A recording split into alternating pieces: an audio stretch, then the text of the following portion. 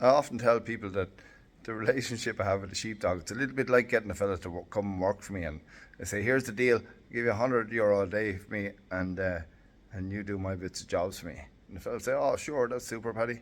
So the first day maybe I just get him to come and maybe I just get him to fill the tractor with diesel.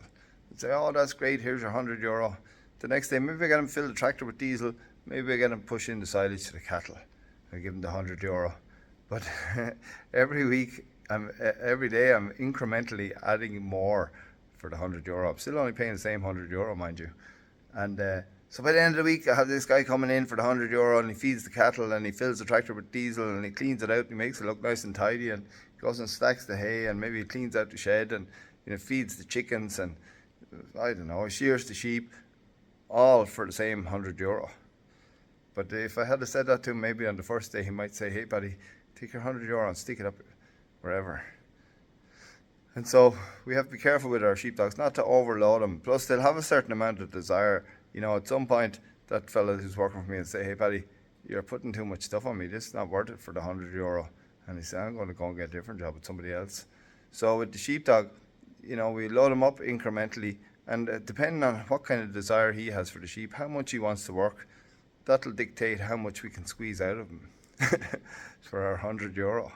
But for example, we might be able to teach a dog to gather up a couple of hundred sheep maybe and bring them in and put them in a pen, and maybe that's all he's got. And now maybe we have another dog there that we can teach him to gather the mountain, and when he's done and he's tired and everything else and we spot a few, we can still send him out to get the last few, or we can just squeeze out more and more. Tomorrow he's ready to go again and he's like brand new. And so it depends on what your needs are. That'll sort of dictate what sort of dog you have. And so that fella who's going to do all the jobs and all, initially he might be a bit harder to start. You might give him a couple of jobs and he says, is that all? I can do more here, give me more. But it'll come down to their desire for sheep, and also then they need stamina and they need to physically be able to do the work.